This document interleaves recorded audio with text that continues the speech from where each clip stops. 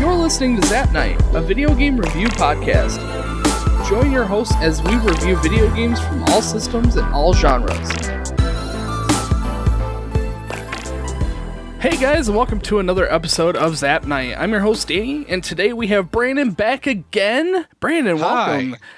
So, how's it going? We're still doing the Skype thing. It sucks, but, you know, it is what it is. Today we are talking about Metroid Prime. So what's your experience on Metroid Prime, Brandon? Oh, man. I remember the game coming back out, what was it, like early 2000s. And I bought it, and I couldn't get into it back then. And I tried Really?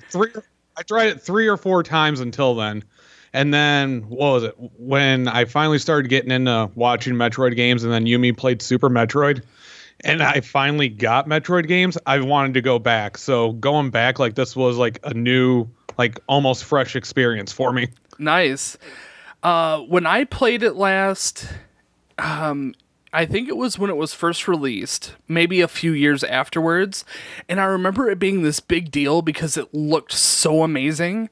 And then when I finally got my copy of it, I played a lot of it, and as I was playing it through this time, I'm like, oh my gosh, I remember this. Oh my gosh, I remember this. And I couldn't believe that I had made it so far, but never beat it.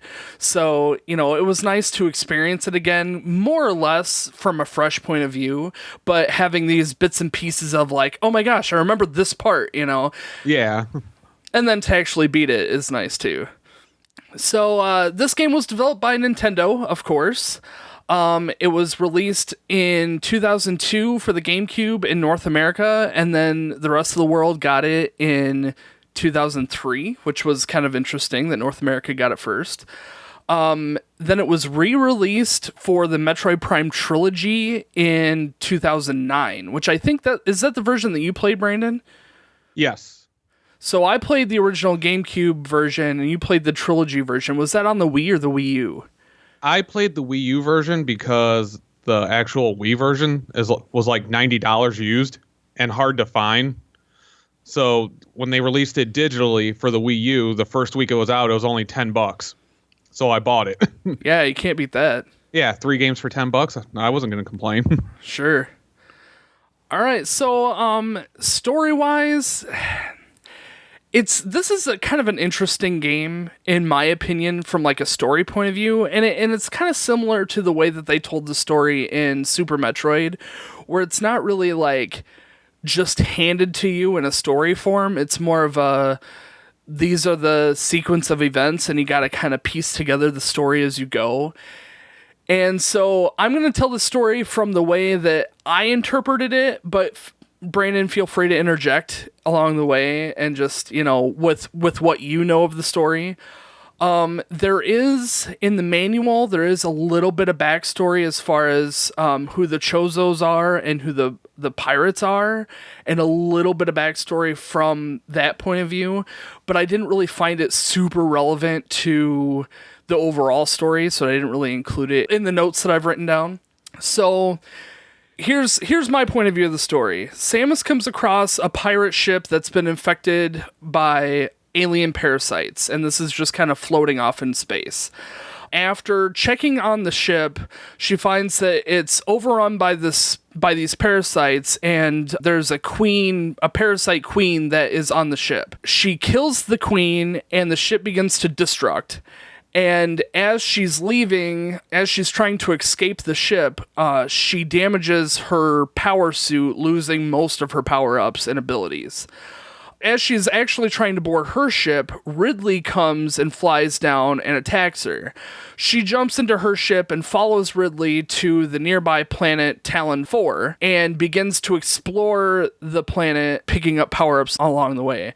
So, like, basically, she follows Ridley to this planet, but, like, she also needs to build up her arsenal because she literally has nothing. As she's looking around the planet, she comes across ancient ruins of the Chozo civilization. These sites all have different power-ups and artifacts that have been left behind by them, and they kind of start to tell the story of a meteor coming down and crashing and starting to spread the hazardous phazon into the world. The more that she explores the world, the more that she finds the space pirates have been building a lab in this world and doing research on the phazon and actually doing experiments by fusing the phazon with themselves. So you have to fight some of these phazon-infused pirates. After she collects all the Chozo artifacts, she has to defeat Ridley, who comes swooping in. After defeating Ridley, she's able to gain access to the meteor impact site that I mentioned earlier that was sealed by the Chozo. She explores the impact site, and she finds that there's phazon-infused Metroids inside this impact site. There were other Metroids in the world, but they were more like experimental Metroids, where these are almost like they were encased within the meteor itself. As she makes her way to the phazon core, she finds a Metroid who is completely encased in the phazon and has been absorbing phazon for who knows how long, and the game calls him Metroid Prime. She fights Metroid Prime, and he steals one of her suit upgrades that allowed her to be protected from phazon. The Metroid Prime steals that suit from her. She makes her escape, with Metroid Prime being... I think the impact site blows up, and then she escapes. It's kind of left ambiguous, like the Metroid Prime probably survives. His battle structure, when you first start off, he's like the spider, where he has this exoskeleton, kind of like a protective suit of his own. And when you kill that form, he sheds that exoskeleton, revealing his like starfish form, like an octopus. And he's more vulnerable. So, assuming he takes Samus's phazon suit to... use it as his own suit. But again, it's kind of left open-ended. But obviously, with there being Metroid Prime 2 and 3 that follows this up, obviously there's more to it than that. Well, and actually, I don't know. You and I didn't see it in our playthroughs, but if you go to YouTube, because I went and watched it, there's a different ending for if you get 100% of all the items. Sure, yeah, that makes sense. There's an ending scene after the end credits. So what's in that? It pretty much shows out of like the Metroid Prime body, a dark hand resembling Samus is like coming out. Like the phazon suit Samus comes out of the crater. Yeah, I mean, and it's pretty much like well known now because like even on like the covers of the other game that like there's this thing called like Dark Samus later on. So it so they pretty much like hinted at like, oh, there's going to be another one. Yeah. Like right away.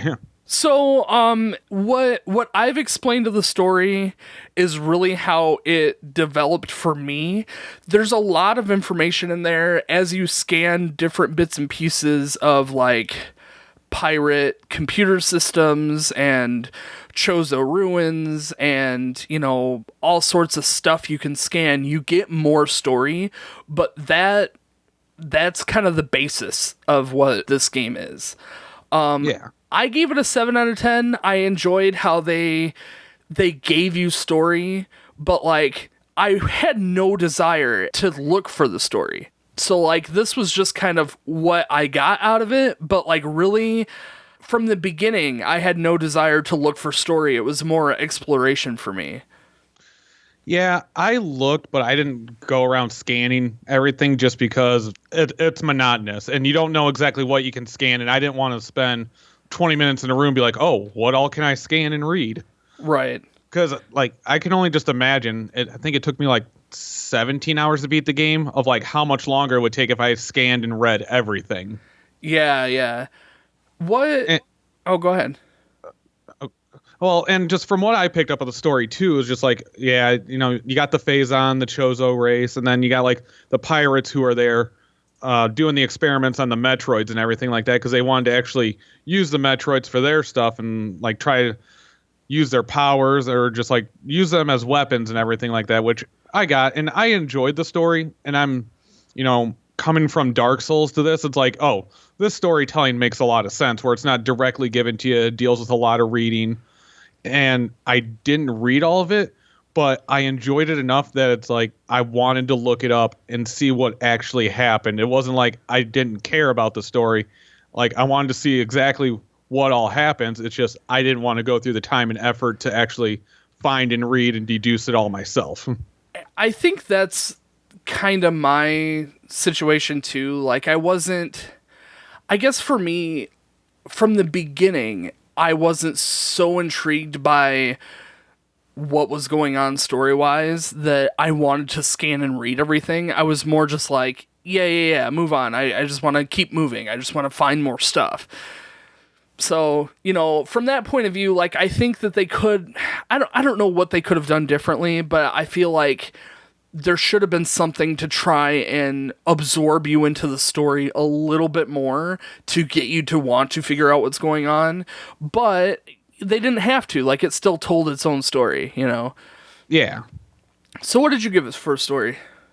I gave it an 8 just because I liked at least like the world building that they did and just the general of getting my intrigue, and like even if I didn't want to scan everything and read it, just getting me like being like I still want to know what happens and I still want to find it out. And the way that they just tied, like just the history of the franchise, the space pirates and Ridley and just doing all this stuff, and I enjoyed it. I guess that's part of it too. Coming from Super Metroid, like I kind of understood the space pirates being this like kind of a consistent enemy to Samus throughout the series.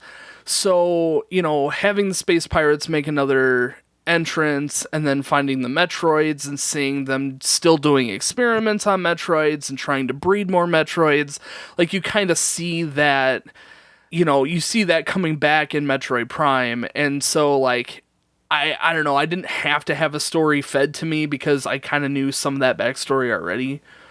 Even though I believe the overall story timeline for the Metroid series, I think this game is like early. So, I don't know. Yeah, the timeline gets a little weird, and just also like how many different Ridleys there are, because this was Meta Ridley, like not regular Ridley, and like it goes all over the place. I am confused by it, and I don't understand it quite yet. Yeah, no, I agree. All right, well, let's move on to graphics. I gave it a 10 out of 10. I gave it a 9 out of 10. Okay. I mean, it's a really gorgeous game, and you can still, it's probably one of the better, upper echelon of like GameCube games, like when it came out and everything.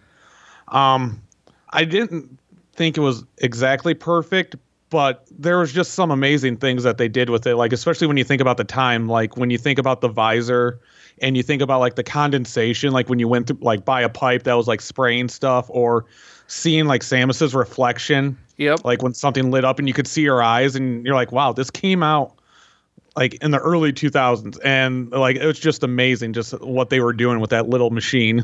And that's exactly where I was coming from when I'm giving it this huge score, is that everything looked great. I mean, this is close to a launch title for the GameCube series, or the GameCube as a system. So it's just amazing that they made everything look so good. The water looked really good. The monsters looked really good. The ship was really cool and dynamic. And all of the different effects, like when you get, when there's fire coming down on you, or somebody hits you with like an ice missile or whatever, all those effects look amazing.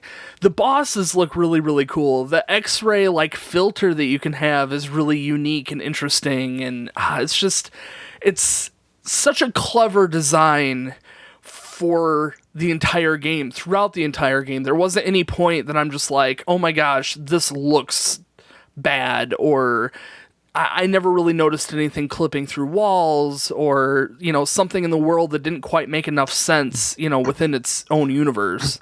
Yeah. And just like sitting there just thinking about it, because you're taking a 2D game, which people, there's a big, a pretty good following for Metroid, like over here. I'm not sure about Japan. I think it's like a little bit less, but people really like these games, and Super Metroid was loved by everyone. and then you totally change it to a first-person game. Yeah, and that was something that this game started. It started, it moved Metroid into that first-person view. And, like, I thought the Metroids were really, really great in the graphics-wise, because you see them, you're like, oh, but then when they latch onto your helmet, like, it's a terrifying enemy. It really is. And the only way to shake it off is by going into a morph ball and then trying to blow it off. And yeah, they're kind of frightening, especially towards the end where they're the black Metroids, the Phazon Metroids. Oh man, they're a pain. Yeah. Oh man. But I would just remember, like, I'd get to a point, like, if I heard the Metroids, for the most part, I'd be like, I'm not even dealing with them. I'm just gonna run, or like try to run away from them. Yeah. Well, and that leads to our gameplay, which is fine. I think we've gone through graphics just fine. Yeah. But the impact site, like, I went into it and I'm like, okay, I know how to kill these guys. So, like, I'll just go in and I'll try and clear the room, and then I'll make my way, to the boss room. Well, come to find out, it's not going to be that easy, because the Metroids just keep spawning. So, like, there is no clearing the room. It's just, you just have to make it to the boss room as quickly as possible without taking as little damage as you possibly can. Yeah, once I saw that they were just phasing in and out and they were popping, I'm like, okay, I'm just going to run and jump and do what I can. And it made it at least easier that when you got to, like, the point in the end battle, like, where you're killing, like, the Metroids, like, after you get through that first phase and everything like that you get health drops. So, like, usually getting a health drop during a boss battle, like, doesn't really happen. So I at least appreciated that. Yeah, I did notice that too. And really, the final boss with Metroid Prime, for me, in my playthrough, was significantly easier than some of the bosses that came before it. But, you still had that learning curve, but it was possible. Now, when I was fighting it was the Phazon Pirate. Oh, yeah. And it was like the Super Phazon Pirate. And I'm trying to hit this thing, and it's literally invincible to every single attack. And the only way you could hit it is if you're in X-ray mode during a very specific time. And, like, that's baloney to me. Now, the Metroid Prime has, phases, and it has, very clear direction of how to deal damage to it. So, from that point of view, it's significantly easier, than some of the other ones. Yeah, I want to say with that Phazon Pirate thing, is I was on that for a while, and I'm sitting there like, I don't know what to do right now. And, like, I damaged him somehow, and I didn't know how I did it. I think I was just, like, running around, like, shooting stuff while it was charging up. And I just, like, hit his invincible body and lost damage. And I was like, well, how did I do this? Like, I'm damaging him. How did I exactly damage him? And it took a little bit to be like, oh, because then it's like you figure out that he's going to the pools and everything like that, and then you can hit him. But it took me a little while to figure that out. And it's like, from past experience with that fight, past experience says, okay, if they're disappearing, you can see them with the X-ray visor. But when I switch to the X-ray visor, it's like he just, like, flies away. And you don't see where he goes, because then after he flies away, he summons in some pirates that you have to fight. So then you switch back to a normal visor to fight the pirates. By then, he's spawned back in again. So it's like, how am I supposed to hit this stupid thing? There actually is a tell, like, if you look even in the regular visor, like, you can tell what pool he's at when he's invincible, because he'll pop in at some point. And then, like, it'll start charging, and, like, you can see it, like, in the pool, like, things, like, it looks different, things are happening, and you're like, oh, that's the pool he's at. And then you can turn on the X-ray visor, and there he is, and you can see him charging up. Yeah, I realized that after, I think you had told me that you need to be watching for him to do that. And after I realized that that's what he was doing, then it was like, oh, I understand. Like, I understood before that he was respawning in the pools, but I didn't see him, like, charging until he already had his armor back on. So it was like, from my point of view, before I knew that, from my point of view, he was invincible. Like, he had his armor on, you could break off his armor, and then he floated away and disappeared, but I never was actually doing any damage to him. Yeah. So, yeah, and that wasn't the only time that I had a problem like that. There was, pretty much any boss that vanished was just a pain. Yeah, because I know, like, you were having problems with the one drone in that room. Yeah, the ghost balls. Yeah, the ghost balls. And I didn't have nearly that kind of problem, because I think when I just went in there, I just started shooting at the invisible thing, and I had my pulse rifle out, like the pulse beam. Yeah. And it took him out, so I was just like, okay, it's just like an invisible enemy. And, like, that's just all it was a cloaked drone. But it's easy to see how, like, you know, when I was sitting there watching you do it, you're like, oh, well, this thing looks like it can be blown up. It says it's weak. And you're like, you're doing all these things because you're like trying to connect this stuff. You're like, this is what I need to do to, like, take this offline and everything like that. And like, when it ends up being, you just shoot it with your pulse rifle, it's like the game got you thinking, like, harder than what you should have. Right. Yeah. And I think that was my problem, is I was looking for more, because when I first came into that room with the drone, I'm shooting at him with everything I have, and it looked like everything was bouncing back.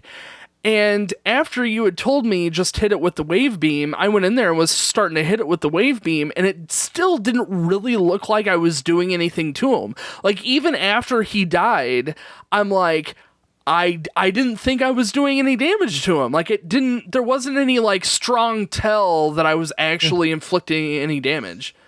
I think what made it appear to me is, like, I think by that time you had the invisible, the invisible space pirates, I think, by that point. Yeah. I think you saw them in a couple points. Yeah. And, like, either when they'd come up to physically attack you or when you'd shoot them and hit them, they would just appear. So, like, when you'd hit the drone and everything, you would kind of see, like, it uncloak for a little bit, or you'd see its outline. So it'd be like, oh, that I think I'm hitting it. Yeah. So, by the way, just by making it kind of appear, it was kind of like the space pirates. Now, I will say, I think an area you and me both had problems with was the first time we met the ghost Chozos. Yeah. Yep. I ran around for a while, and I did not know what to do. And I read the thing, and I actually, that's one point where I actually went and looked up a guide, because I was sitting there. And usually, like, a lot of the times when I was playing the game, I would have to play before work. Yeah. So it's like, I'd get in some time crunches, and I would never really want to lose too much time. So like, if I ended up dying failing, to a boss wasn't an option. Yeah, I was like, and I believe before that room, you do all these things before you get to the next save, which is after that room. So it's like, you've done all these things, and then you come across this ghost Chozo. The last thing you want to do is die. Yeah, and I read the description, and it's like, and it cannot be, like, killed by, like, these certain means and everything like that. And then I come to realize when I looked it up, you're like, oh, that just means you need to use your regular beam, missiles, or super missiles. I'm like, oh, it really was that easy. Like, I was sitting there like, oh, what do I got to do? Like, I was jumping into the statue, trying to, like, roll up in a ball, do a bomb, like, what am I trying to do? And then I found that out, and then it was just like, oh, okay, I made this a lot harder for myself than I needed it to be. And then I had exactly the same problem. I walked into that room, and I'm like, oh no, a ghost, and then I'm, like, trying to shoot it, and when I first started to attack it, it seemed like the weapons I was shooting at it was ricocheting off of them. And the way that I remember it is I cycled through all of my weapons available at the time, because I think all you have at that moment is, like, the wave beam and the regular missile or something like that. And so I'm shooting everything that I have at it, and everything seems to be bouncing off or not, or, like, going through it instead of actually hitting him. So I'm like, well, apparently I'm not supposed to fight him. I'm just supposed to figure something out. So I'm running all over the world. I'm doing the same stuff. I'm going into a ball, trying to go into the statue's arms. That's not working. I can't go back through a door. That's not working. I'm trying to scan everything. Nothing's really giving me a clear idea of how to shoot this thing.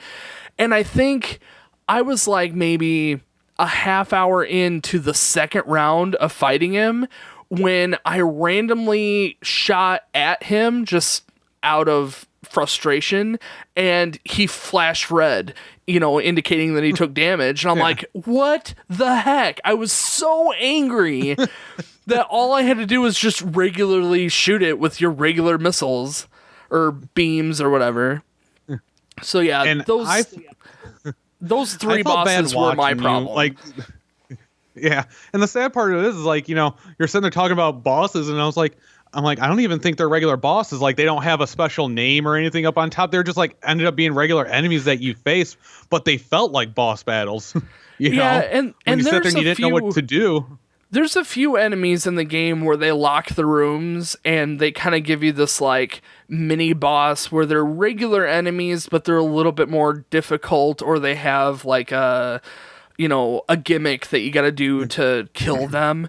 And you see that a few times throughout the game. I mean, there was the room with the bigger ice, like he has like ice crystals on his back where you got to shoot the like wave beam at the ice crystals for him to blow up. You go into a room with a couple of those and it locks down the room, so it kind of feels like a boss fight, but it's not like the big boss fights. So like there is a clear difference. It's just a way to break up the game, I think. Yeah, and the way with like the ghost enemies, like it reminds me of Super Metroid, where there's this one room where it's got like 2 space pirates in it that you can't damage by shooting them in the front. They have to do like their special jump and then kick, and then you have to like shoot them with missiles in the back. It reminds me of a room like that because you sit there and you're like, oh, these are enemies I've kind of seen before, but then you're not damaging them, and you can't get out of the room until you defeat them. Right. And it was just, sounds like, oh, so there's some sort of gimmick. And then, so I sat there and I actually got ahead of you for playing this. I think I beat it a couple days before you, and I'm sitting there watching, and I'm feeling bad because I sense your frustration and I know where you're coming from. And I'm like, I just wanted to tell you, be like, just do this, Danny, just do this. But I didn't want to ruin the game experience for you. Yeah, no, I'm glad you did eventually tell me, but I'm glad that you let me be frustrated, because when the game puts you in those types of situations, there should be tells and ways to figure out what you're supposed to do. And that's part of the reward process when you're playing any video game. You get stuck, you figure it out, and you move on. And, you feel good about that. Where with these very specific bosses, these 3, well, not bosses, these enemies, they were so frustrating because there was no like clear tell, there was no like, method of figuring it out. It was just, here's the enemy, good luck. You know what I mean? Like most games give you something. They, process of elimination. It seemed from my experience of playing it, all these bosses were kind of invincible to everything that I was firing at it. It seemed that way. Obviously, that wasn't the case, but going into it, it seemed like they were invincible to pretty much everything. You're not doing any damage to them, and there's nothing environmentally for you to engage with to give you that hint. So, here I am just like stuck on this stupid boss with no way of figuring it out outside of just looking it up. And that it feels crappy when you have to look up a boss just because for that to be the only method of figuring it out. And it makes me feel bad as a gamer, because I want to figure it out. Yeah, I usually don't mind looking stuff up depending on like the game, but at least like with this, I didn't use a guide. I did use a guide to figure out the ghost things because I was like, okay.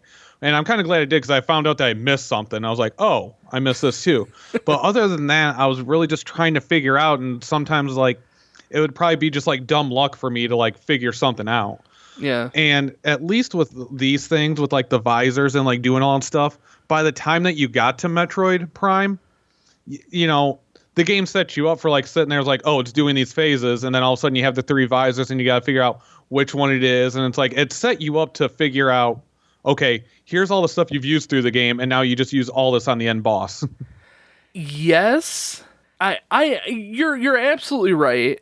But I feel like that the tells were even easier to identify than like the space pirate, because the space pirate, when he vanished, he just straight up ran away. Like, he would go into the floor, he'd go into a wall where you can't see him, and then he'd pop up later. So, like, with Metroid Prime, when Metroid Prime disappears, it's like, okay, well, obviously I need to shift my visor, and, like, he was instantly in your face, because he was practically in your face the whole fight anyway.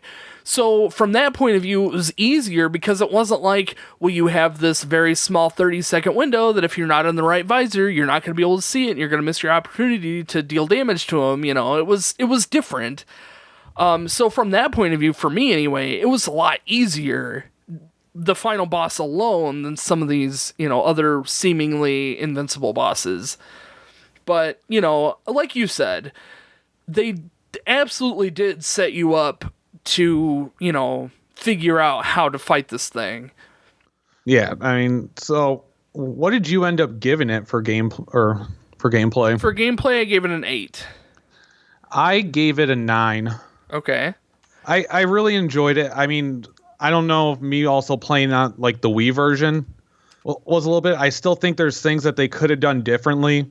Like for me playing with the Wiimote and everything, to switch weapons, you have to hold, or you have to hit like plus or minus, I can't remember. And then you point either right, left, or up or anything to choose your weapon. Interesting. And yeah, for me, I would much rather just have a button that just cycles through your beams. Like, it would just be so much easier if you just hit a button and then you could just cycle through your beams instead of like having to bring up a menu, like flick right, left, or up, because you have to do that for the visors too. So did you then have like a cursor on your screen that you could use the Wii remote to kind of shoot with? Yeah. There was a reticle. Okay, good. So, I think I would have liked that a lot more, because that would have been more like Resident Evil when I played that on the Wii. It would have been a little more interactive that way. Where the GameCube version, all you have is your main directional stick to be able to move, but then you had to push R or L, one of those two, to lock your movement, so then all you're doing is moving your crosshair around, and then you could unlock your movement, or you can lock your crosshair in a very specific location and then unlock your movement so that you can run around. It was difficult at first. There was a big learning curve as far as moving and aiming and all of that, but once you figure it out, it becomes very fluid, which is probably the same way with the Wii version. Yeah, because at first, when I first started playing it, I got to like the point where I always got as a kid, to like that first, like one of the first bigger bosses, like when you fight that plant thing where you got to knock the beams down of the sun and everything. Yeah. So like I'm sitting there like I've done that fight many times just from that, because that's about the point where I always got, and then I'd probably quit like shortly after playing that game. And I was like, I don't know if I'm doing this, because I was having like, I was struggling a little bit. Like the gameplay wasn't bad, but we have the GameCube version too. And I was like, well, maybe I'll just play that one. I'm like, no, I was looking up, just reading about it. I'm like, I'll just stick with this. This is supposedly a better experience. I'm like, I'm just going to tough it out and learn it. And then by the end, I'm like, oh yeah, I'm really glad that I played this version, because being able to like, just move around with the control stick and look around with the, just pointing and aiming. And then, like, I set my controller up to where once I hit lock on an enemy, like, it would just lock my reticle on there, and then you could just, like, rotate around and shoot them. But it also gives you the ability to, like, you can focus on an enemy, but then still move your cursor, like, if you want, like, a little bit more freedom. Like, it ended up just being really good. But I did find that sometimes the platforming would be a little bit weird with trying to control, like, you're looking with like, moving the Wiimote and everything. So I'd be like missing jumps here and there and have to go back down to the bottom and start over. Yeah, that's interesting. I can't say that any of the platforming... Now, don't get me wrong, I miss platforms, but most of the time I felt like that was my fault. Like, it wasn't, the game looking in the wrong direction or anything. It was usually that I dropped down on an enemy and then I got hurt and it like shot me across the room. So, I mean, from the platforming point of view, it wasn't too bad. Yeah, like it wasn't a game breaker, right? But it was, I still enjoyed it, and I thought they did, a fantastic job of making a 2D game like into a 3D first person game. Like, oh yeah, absolutely. Going out on a limb there, because I think it was Retro Studios who did this for Nintendo, and I think that was their first game that they did. So it's like, here's a Nintendo franchise, we want you to make Metroid, and then they go out on this limb and make it a first person exploration game with doing all this, and I think that they just knocked it out of the park. Yeah, they really did, and a lot of the puzzles were really well designed. For the most part, I really enjoyed just exploring and just finding new rooms and finding some of the hidden power-ups. And, when you see a puzzle and it's like, oh man, I really want to take on this puzzle, but I need, the spider ball, or I need the plasma gun, that was a little frustrating, but like, it still made you like, as soon as you get the spider ball, like, oh man, I need to find that room so that I can, figure out what I need to, what's hidden there, Yeah, they made it feel like it should. It felt like a 2D Metroid game that you got to play in third person. Like, I could see being able to play this as a side scroller. Like, if they created the world, like, it's like the exact same stuff. You go to a room and it's like, it's 3D Metroid. They did it. They did. And they did it really well. Yeah, I don't. I think for me the biggest issue was those couple boss fights. That's why I knocked it down a few points.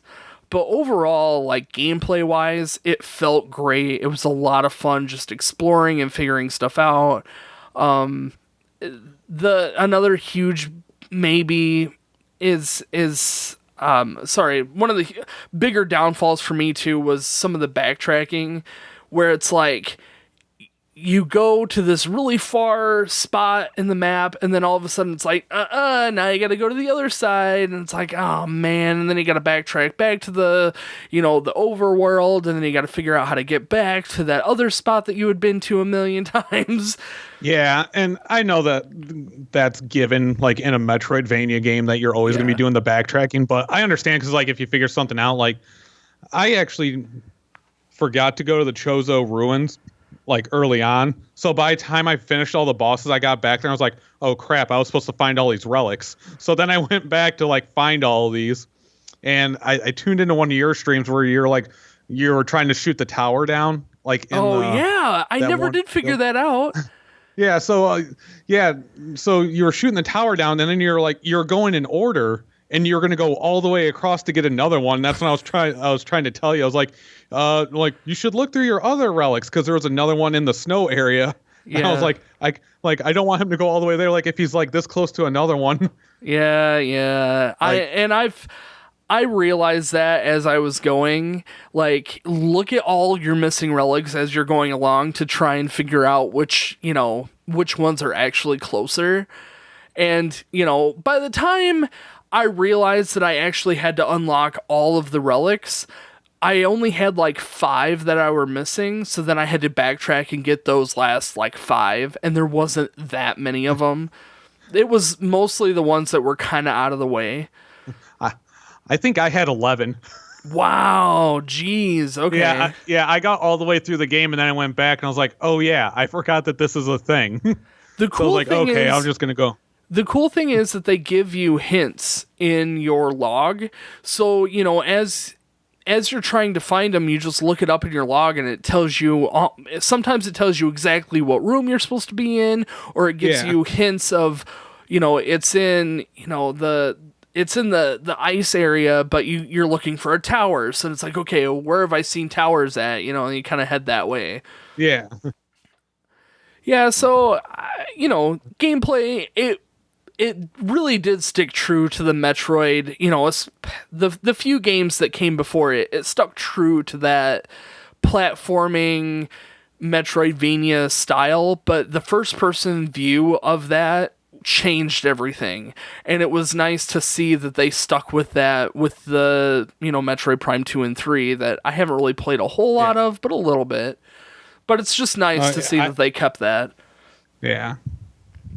So let's go ahead and move on to music. What do you say? You got anything else for gameplay? Gameplay, no. Okay.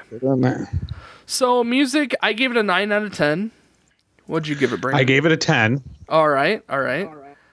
So I really enjoyed it. Like the music was really good. I felt like going through like the Magmore like caverns and everything like that, and seeing how they reused like old music and everything and brought it in. It was just like, oh, this is great. And then like they use like the sound effects for like when you found power up items and just. Yep. I felt like everything was really good. The sounds of the weapons, the Metroids, like I felt like it was just a really great soundtrack and really great sound effects. My 1 point, I was going to give it a 10, and I got to thinking about it, and I'm like, the boss, it's not the boss fight.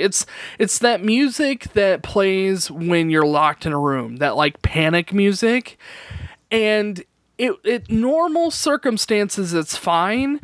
But man, when I was fighting that ghost Chozo guy, and I was in that room for well over an hour with that music just playing over and over and over, and oh my gosh, my ears hurt, my head hurt. I actually had to turn the volume off on my game so that I could actually focus on what I was doing because it was so like pounding. Yeah. And for that one situation alone, I'm like, it's not worthy of a 10. Maybe a 9, not a 10, not a 10. I mean, don't get me wrong. The music in this game is amazing. I mean, I would easily play the soundtrack alone just because the game is so like very similar to Super Metroid. Just like super, like perfect for each world. Like the ice world had that whimsical, chilly vibe to it, and the sound effects fit so well. And like you go into the Magma cave, and it's like it's got the bubbly sound to the magma, and you really can feel the difference. That literally in the audio alone, you can feel the temperature difference. It's so great the way that they fit that in. And then the final boss had awesome music. The way that they like reused that like Metroid Prime like melody that you've kind of been listening to throughout the rest of the game. The way that they reorchestrated that to be this like boss music was really cool. Yeah, like I can understand with like now you have that like that memory now. So if you ever heard that music again for the ghost things, you're always going to be brought back to that place and be like, oh, every time I know that.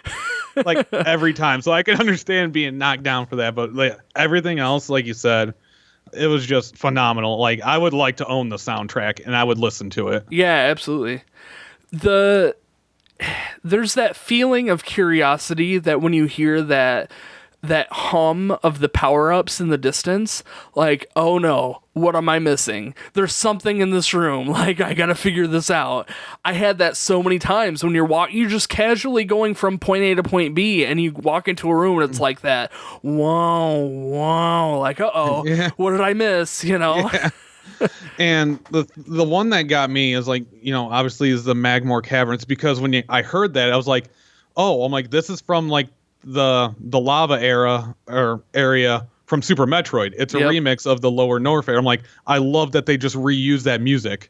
Yeah. Like when they did that, they just kind of remixed it. I'm like, oh, that's awesome right there. Taking like a familiar song and just doing that. I mean, we're used to that a little bit, like hearing like Final Fantasies where they use like similar themes but change them up a little bit, but it's always just nice when you hear that stuff. Yep, exactly. Yeah, so they did amazing in every aspect. I mean, the enemies sounded cool. What few enemies actually made a noise?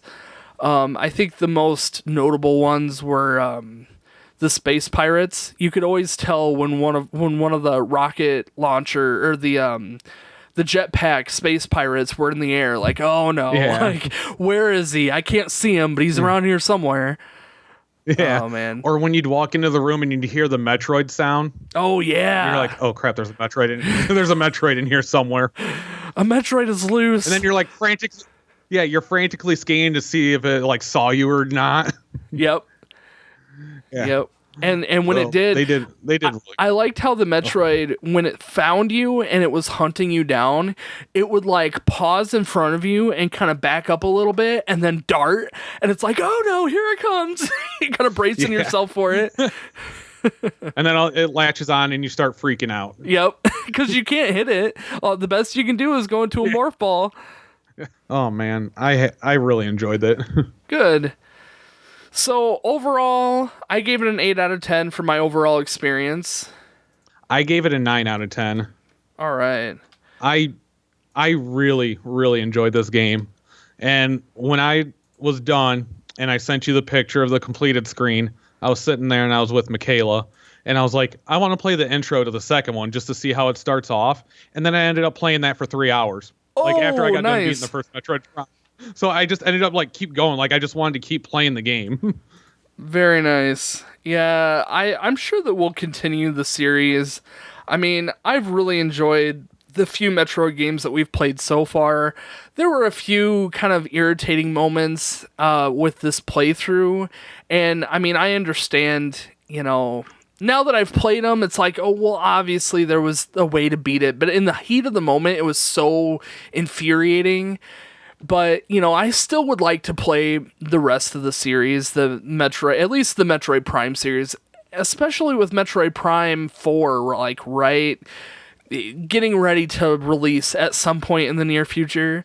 So, this got me excited for that. And I haven't even played 2 and 3, but it got me excited for 4 and to want to play 2 and 3 until, before it comes out. Yep. So I'm sure that we'll revisit this. Oh, yeah.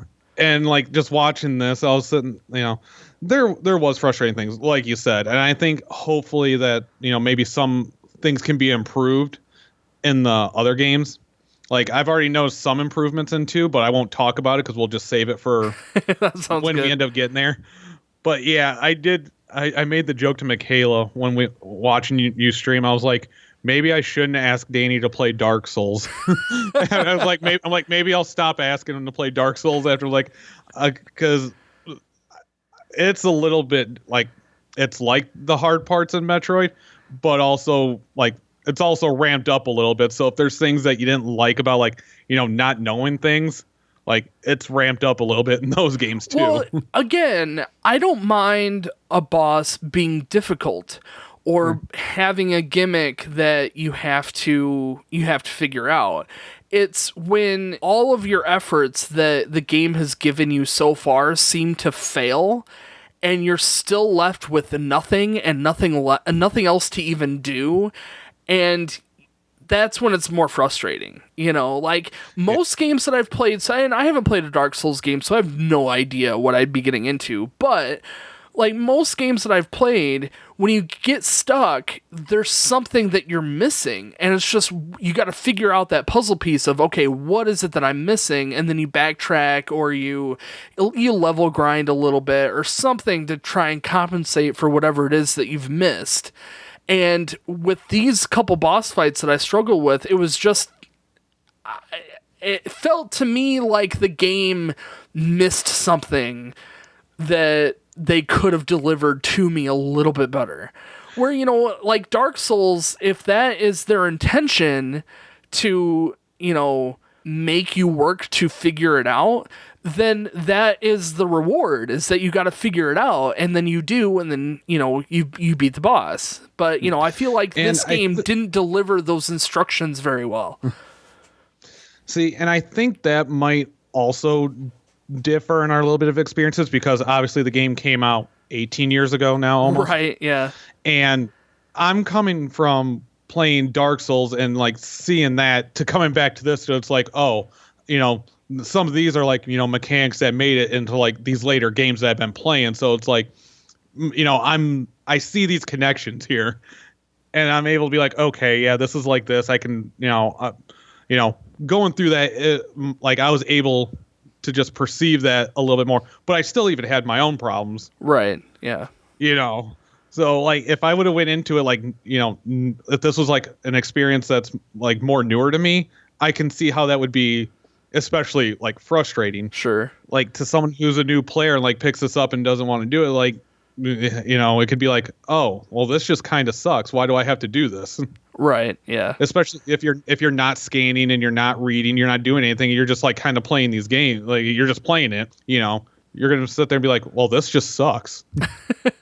Yeah. No, I mean, again, Most of the game I had zero problems with. It was just a couple that threw me the curveball where I missed like one observation that would have changed it, you know? Like the Phazon pirate, had I just noticed that the pools were charging before he appeared, I think I would have figured it out and I would have put the two together, but I didn't notice it. Yeah. And same with like the drone. Had I noticed that the drone's shield had gone down when I fired the wave beam at it, I probably would have figured that out. And even same with the ghost. Had I noticed when I was firing at the ghost that the one beam happened to be dealing any damage to it, no, I don't know. I think that one ghost was still jacked up at the beginning. Yeah. I don't know. I also feel that like near the end when they started throwing enemies at you that were weaker to like different kinds of weapons, you know, when they started throwing like 3 or 4 different kinds of you in the same room at the same time, like that's where I felt like it would have been better to have a quick change for either your mask, your visors, or your weapons, because it's like, okay, I need to focus on one enemy, so I'd have to like pull up my menu, switch to the other thing, shoot that one, then I'd have to pull it up again, switch to the other one, where if I could just flick through buttons, like just button press, it would just make that a lot easier to cycle through. Yeah, so that's how the GameCube version is. Your D-pad is your visor, and then your C-stick is your weapon choices. So, like, it was just a quick, like, button push to switch between the different weapons. So, yeah, I could see where that would be a big problem. To have to go into a menu, switch your weapons, and then exit the menu, and, yeah, that would be annoying. Yeah, and it's not like, it wasn't horrible because, like, the action's still going on the screen, so it's not like a real, like, pause menu and everything, but it's supposed to be like a quick flip, but you know, you're pointing, so you kind of move your cursor over, select it, and then you come out, and then of course your cursor's like looking at the right hand side. You've lost your aim. So you got to go back a little bit. So it was just a little frustrating, but like I said, once you get used to that, it's only those rooms where they have like 4 different enemy types and you need 4 different like weapons and stuff like that. Sure. And actually, like when we were doing like the Metroid Prime battle, I had that problem with like the Metroids and stuff near the end. I was like, man, there's so many of them. And then on my second time on the boss, I realized you could just use the Phazon, like power up and just like eliminate any enemy. Like when you stood in the pools and everything like that, I was like, oh, well, that makes this a lot easier. Yeah. I wish that you could have utilized that Phazon beam more in the main game. Like, that would be awesome. Just annihilate everything. Yeah, because I'm sitting there that first time just trying to take out the Metroids and then scan and get Metroid Prime with the other stuff. And yeah, it was a long battle where I actually almost did it. But then I just ended up running out of health because they were throwing too many enemies at me and I just wasn't being able to do it fast enough. And I was like, oh, man. So then I had to do the whole fight over again. I think I fought him twice. The second time was a lot easier. Yeah, the first time that I fought him, I think I died because I was like learning his like spider attacks, and he shot the balls at you. Like depending on what weapon you have to shoot him with, he would shoot like a specialty like orb at you that you can shoot down. And I didn't realize that you could shoot those down until the second time I had played. Like the first time I got like really close to beating him, and then I died just because I ran out of health. Then the second time I like just annihilated him, and I had no problems with the second phase whatsoever. Yeah, the second time I was just like, oh, okay, this is a lot easier. Right, yep. But yeah, so like overall, I really, really enjoyed it. Yeah, me too. It's definitely a little bit different for me. I think this is only my second first-person shooter for the podcast. The other one was Half-Life. Yep. So, you know, it's a little bit different, but I still, being that it was a Metroid game, like, it changed my train of thought. Like, I was more interested just because it's Metroid. So, yeah. I don't know, maybe I would like more first-person shooters just because I do like this game so much. So maybe it might open my eyes to play a few other games like this. Oh, yeah. I mean, especially like if you could find some that are like kind of in the vein of Metroidvania, like a first-person Metroid game, like exploration, with the things that you like to do. Yeah. Absolutely. All right, so for me, that's a 42 out of 50. And do you have your total there? I think it's a 45. It is a 45. 45? All right, so that's a 87 out of 100? 87. Yeah, so that is a B+. And it's well-deserved. I think Super Metroid was in the A range. And I think so. I think it was the first A. Yeah, I think so. It was in the upper or the mid 90s. I don't remember. Anyway, but I see that difference. Like, there's definitely room for improvement, and I hope that Metroid Prime 2 and 3 kind of fix some of those areas that need improvement, and they turn into significantly better games. But we won't know until we get there. So we will see. I'll try to hold off and not beat 2 until we play it. That sounds good. Yeah, that sounds. I mean, if you play it, you play it. Maybe we'll just have to wait a little longer before we start Metroid Prime 2. Well, we got no shortage of games here. Yeah, so. I know. Exactly. All right. Well, guys, thank you all so much for listening this podcast for Metroid Prime. Our next podcast episode is Final Fantasy VII Remake. And I'm not really sure how far Kaylee is on that game, but I'm a little over halfway, I think. So I'm definitely in the clear for beating this game before our deadline time. And I'm thinking about streaming it too. So we'll see. I'm thinking about playing it again and streaming it. So we'll see exactly how much time I have for this next month. But yeah, that's our next game. So Brandon, thanks again for coming on the show. I really appreciate it. Thank you for having me. Yeah, of course. I hope we get another game here soon. I'm sure that there's so many other games that I'm sure that we could pick up and play. Oh, yes. All right, guys. Well, thanks again for listening, and we'll catch you guys in the next one.